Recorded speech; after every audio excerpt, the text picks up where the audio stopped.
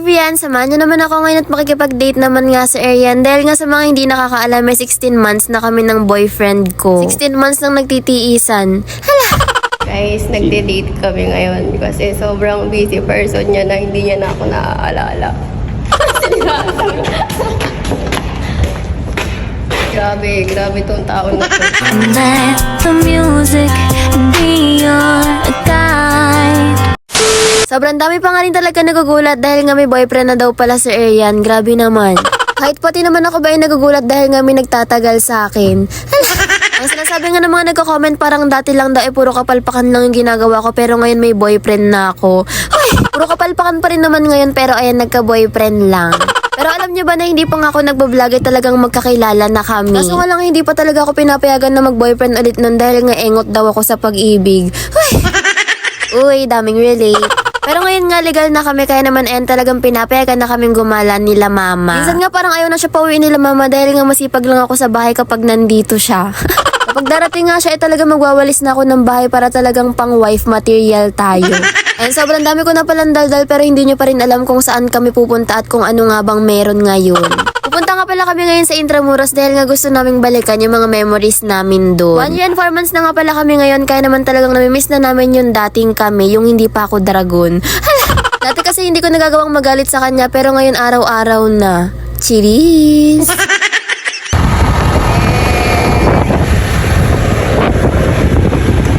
Kita nyo naman na sobrang saya ko talaga dahil nga dito talaga kami dati nagde-date nung hindi pa kami legal. O alam nyo na kung saan pwedeng magtago. Uy!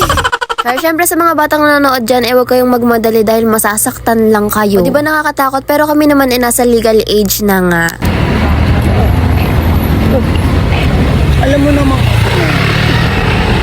Lagi lang naman kasi kaming nasa bahay kaya naman ngayon lang din talaga kaming nakagala. Busy rin kasi kami sa mga kanya-kanya naming buhay kaya naman talagang minsan lang kami nagkikita. Kamusta ang buhay? Masing! Ay, ang ganda. Tignan mo nga. Sining sa muse yung di na. Tapos ay nagutom nga tong boyfriend ko kaya nun pumunta muna kami sa Uncle John's para nga kumain. Siya nga lang talaga yung nagugutom dahil nga wala akong ganang kumain ngayon. Makita ko nga lang siya ay talagang busog na ako. Busog sa inis. Hala! Ang dami nga rin talaga nagre-request na isama ko raw siya sa mga vlog ko. Ang kaso nga lang hindi naman pwedeng agad-agad dahil nga magkalayo kami. Sabsakay tayo dun, oh. Dan. Ito ka na rin sa akin, oh. Saan?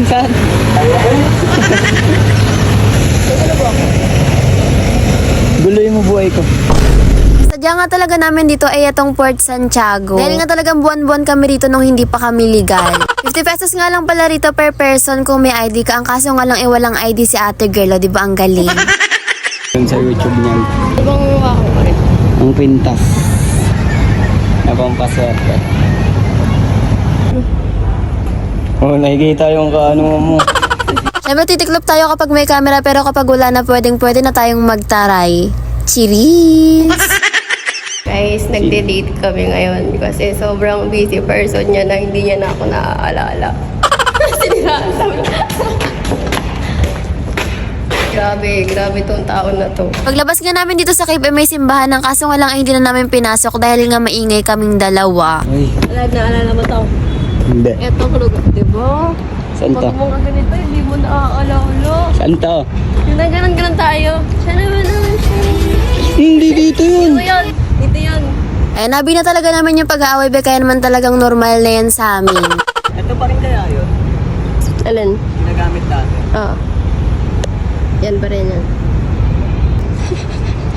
Gagi, o pogi ng bumabaril.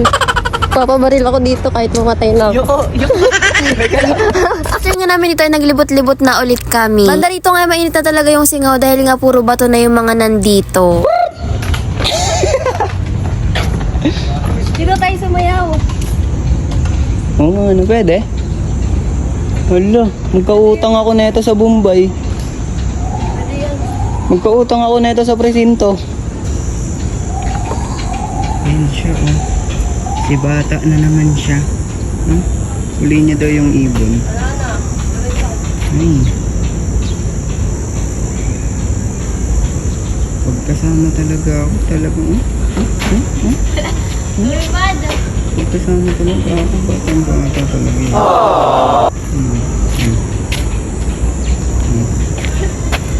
Baby pa yan. Ang saya nga talaga maglibot-libot ngayon dahil nga hindi na kami nagmamadali. Dati kasi kapag paggabi na kailangan ko na talagang umuwi. Tapos yung mga kasabayan naman namin mag-ikot dito sa Intramuros puro mga turista. Dito nga talaga sa spot na to yung pinakamatagal namin pagtambay dahil nga syempre nagkwentuhan pa kami about sa mga buhay-buhay namin. Sinabi ko nga rin na hindi na kami pwedeng maghiwalay dahil nga napakita ko na siya sa vlog.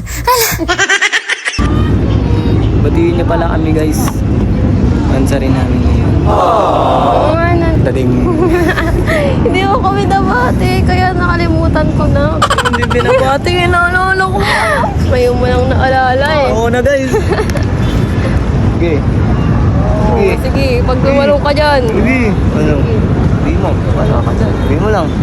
Walang rain sa langit.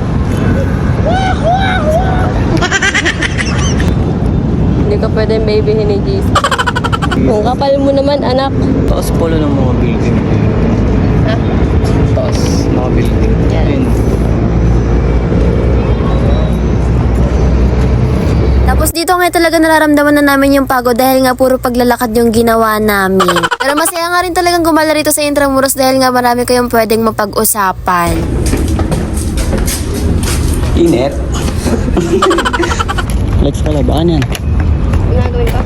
Flex ka lang. Lakad ka lang. Para may pan-tiktok ka. Dito ka. Bila. Ikot. Dang.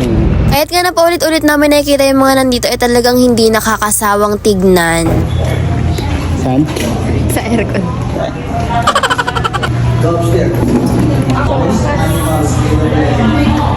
Tuyo, ang basang kilikili. Sa akin.